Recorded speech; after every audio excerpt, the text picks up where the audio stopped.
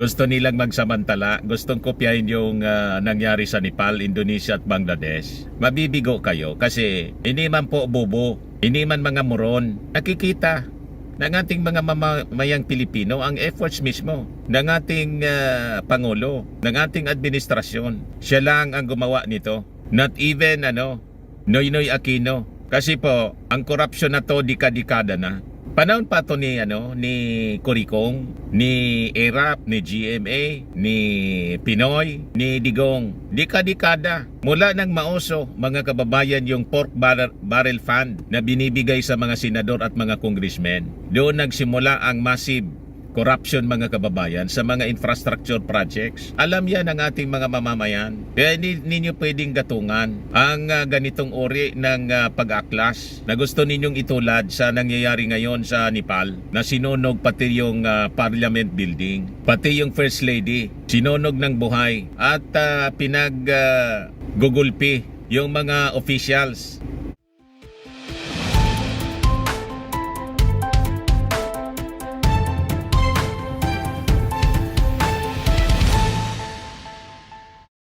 Hello po mga kababayan, si Dante Maravillas, Bicolano vlogger, broadcast journalist from Albay. Sabi dito sa balita ng News 5, yung ating Pangulo galit na galit at napamura. Yan ang kwento, mga kababayan, na DILG Secretary at John Vic Remulla matapos na makita yung present na picture po ng limpak-limpak na salapi sa investigasyon ng Senado dito po sa massive corruption sa flood control projects.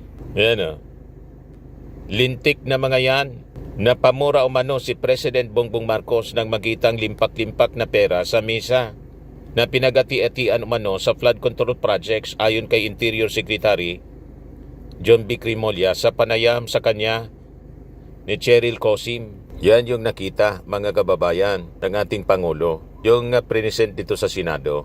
Sabi ni John Vic, doon ko lang narinig na nagmura ang presidente. Sabi niya, lintik na mga yan. Ano ba gagawin nila sa pera na yan? Yan ang pagmumura ng ating Pangulo, lintik lang.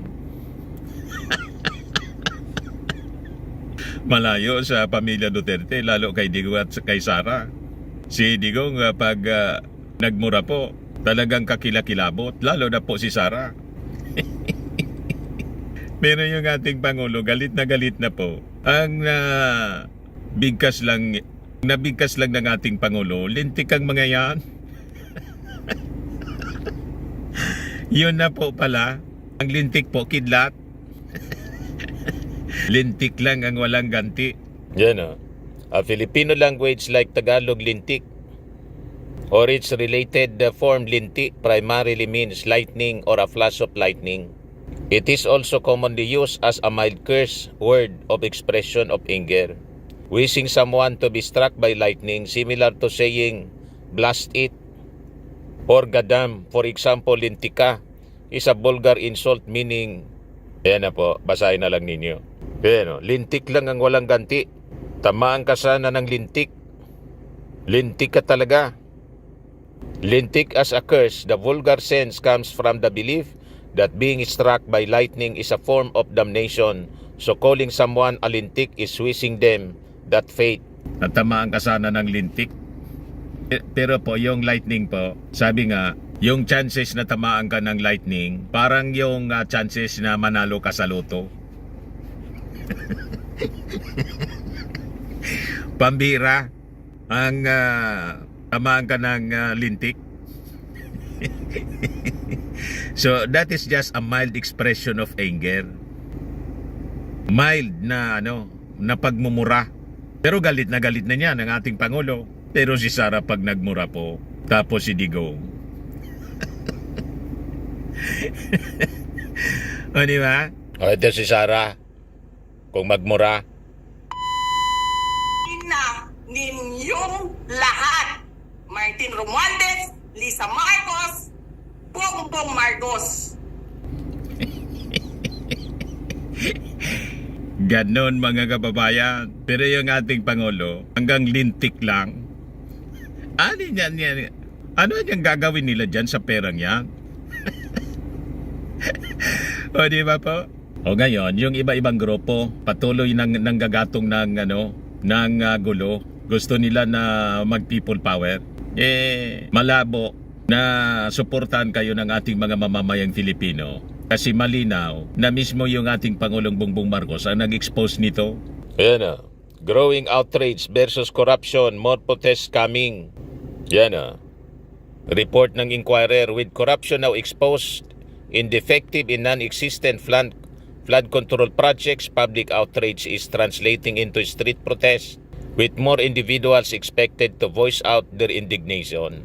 Gusto nilang magsamantala, gustong kopyahin yung nangyari sa Nepal, Indonesia at Bangladesh. Mabibigo kayo kasi hindi man po bobo, hindi man mga moron. Nakikita ng ating mga mamamayang Pilipino ang efforts mismo ng ating Pangulo, ng ating administrasyon. Siya lang ang gumawa nito. Not even Noynoy Aquino. Kasi po, ang korupsyon na to dika-dekada na. Panahon pa to ni Coricong, ni ERAP, ni GMA, ni Pinoy, ni Digong. Dika-dekada. Mula nang mauso, mga kababayan, yung pork barrel fund na binibigay sa mga senador at mga congressmen. Doon nagsimula ang massive corruption, mga kababayan, sa mga infrastructure projects. Alam yan ng ating mga mamamayan. Kaya ninyo pwedeng gatungan ang ganitong uri ng pag-aklas na gusto ninyong itulad sa nangyayari ngayon sa Nepal, na sinunog pati yung parliament building, pati yung first lady, sinunog ng buhay at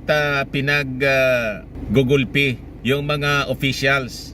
Yung iba inulog sa ilog at pati mga hotels sinunog, mga kababayan, mga sasakyan, ang daming sinunog. Kaya lang hindi ko sa inyo pwede po na ipakita pa rito yung mga images kasi nare-restrict po, mahigpit si YouTube. Anyway, nakita na ninyo siguro sa mga balita. Gusto nilang kopyahin ganong uri ng pag-aaklas. Awa kayo sa mga inosente na pwedeng madamay, di ba? Ginagawa ng ating Pangulo ang mahinahon na solusyon sa problemang ito. And in fact, binuo na ng ating Pangulo yung Independent Commission. I-announce na lang niya kung sino yung mga magiging members. Sabi, 3 members, isang chairman. May mga pangalan na po na sinasabi, kaya lang mas naniniwala tayo, mga kababayan, mas maniniwala tayo sa mismong i-announce na pangalan ng ating Pangulo. Alam naman natin, may mga vested interest po. Lalo yung mga dilawan, palitaw sila ng palitaw na mga pangalan. Hindi na makapaghintay, inuunahan yung ating Pangulong Bongbong. Unang pinalitaw na pangalan, si Magalong. Yayaw ng ating Pangulo ng politiko. Tapos si Babe Singson. Alamang hindi man po kasama yung dalawa. Tapos kahapon, pinalitaw yung pangalan ni dating Justice, Senior Associate Justice Antonio Carpio. Tapos si Bernabe.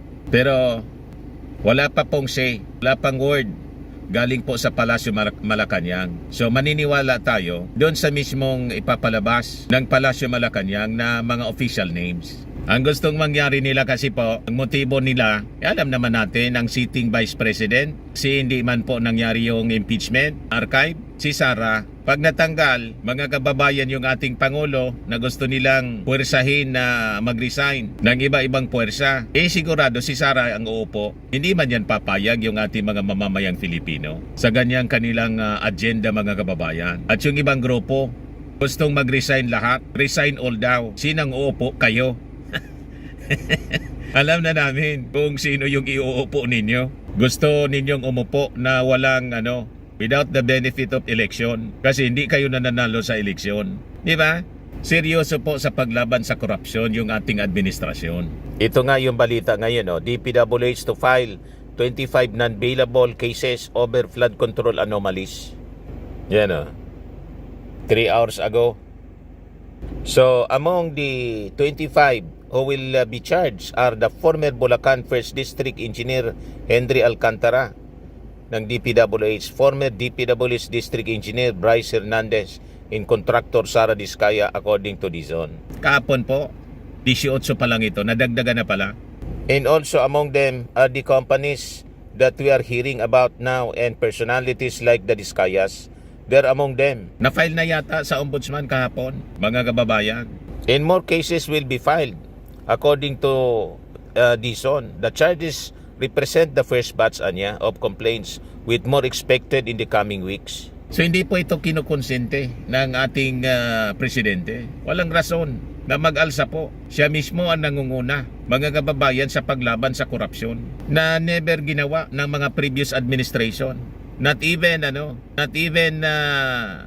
Noynoy Aquino gumawa ng ganitong pagtugis, mga kababayan, sa mga DPWH officials and contractors. Di ba po? At siyempre, yung mga politiko na nasa likod nito, mga kababayan. Yan o, sabi rito, when further asked what would happen if the DPWH personnel involved in the cases implicated certain lawmakers during the investigation, sabi ni Dizon, they should also be held accountable. Our president said no matter who it is, wherever this goes, those who need to be held accountable should be held accountable. Yan po yung ating Pangulo. Kaya yung mga nanggagatong po, hindi kayo pwedeng paniwalaan sa inyong panggagatong. And I believe, wala mang maniniwala sa inyo na gusto ninyong patalsikin yung present administration na siya ang mismong lumalaban sa korupsyon. So, sabi dito sa balita, Lacson confirms Bryce 355 million insertion claim. Report ng Daily Tribune, the accusation of SAC Bulacan Assistant District Engineer Bryce Hernandez that Senator Jingo Estrada had funneled funds to dubious flood control projects in the province was possibly confirmed on Thursday. So, malamang, mga kababayan, bumalik sa kulungan si Jinggoy. Tapos si Joel Villanueva, first time pag nangyari yon. At ang sabi, baka may iba pang mga senador, mga kababayan na sangkot dito. Yan Lacson confirms 355 million insertion cited by DPWH man who has tagged Estrada. Pero sabi ni Ping Lacson, he immediately directed his staff to verify after DPWH Assistant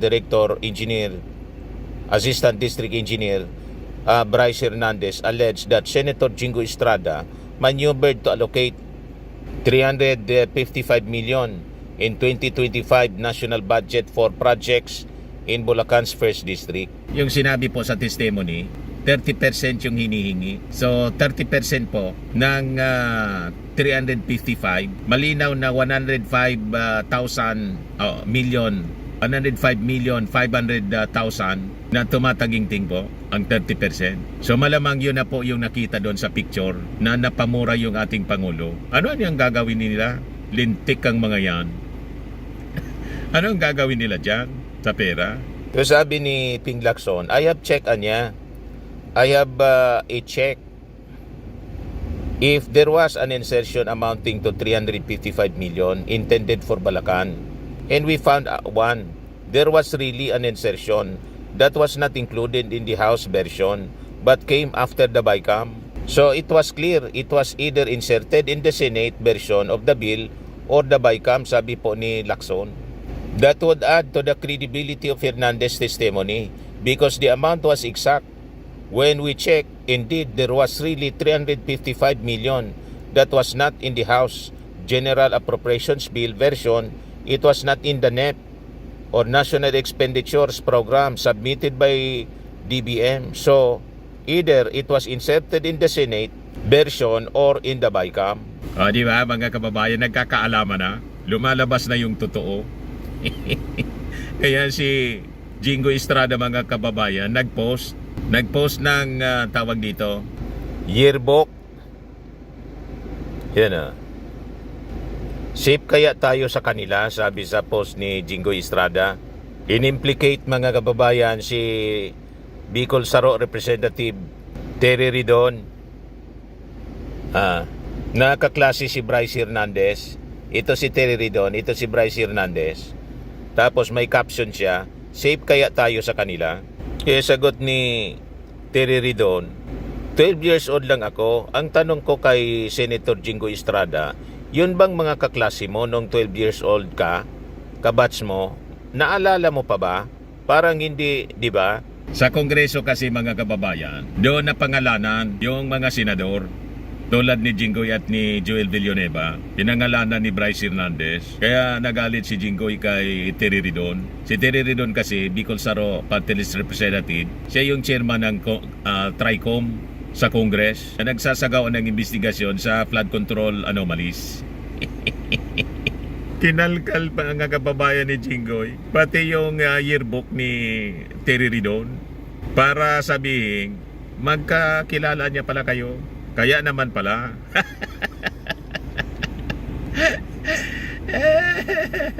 May mali siya yung post ni Jinggoy po. Gustong tablayin si Ridon. Propaganda po, black propaganda.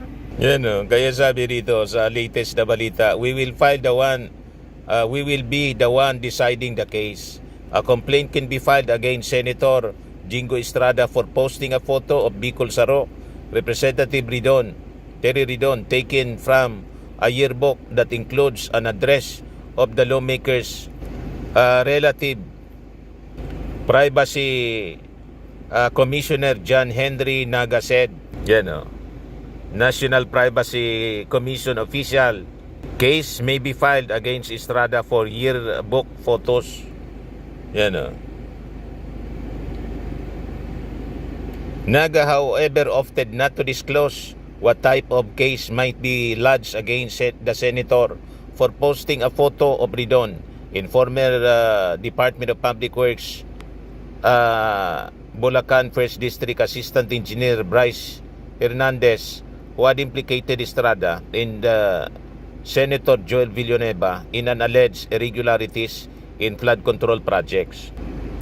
If you are going to file a complaint with the NPC, with all due respect, because we will be the one to deciding the case, so it would be improper for now to preempt the decision that we will be able to come out later, sabi po ni Naga sa interview ni Naga sa kay Ridon during the House Appropriations Committee hearing on the proposed of the Department of Information and Technology, Communications Technology. So sabi ni Naga, so I propose that if you feel aggrieved by the post, you may file with the NPC. So we'll be able to look into all aspects of possible violation on your part. O diba? Nagkabuhol-buhol tuloy yung buhay ni Jinggoy. Post ng post po, hindi nag-iisip. Yan, bugso ng damdamin kasi po. Kaya yan ang problema pag emotional ka. Tingnan ninyo yung mga Duterte. Dahil sa pagiging emotional, mura ng mura, salita ng salita ng di pinag-iisipan. Yun, nagkabulbol ang buhay. Ganon din po yung barkada nila na senador si Jinggoy. Siya ang senador ko. Sabi ni Sara, siya ang senador ko. Diba? Damay-damay na po. So anyway, yan po yung ating short video ngayon. Ako po si Dante Maravillas. Bye-bye po. God bless.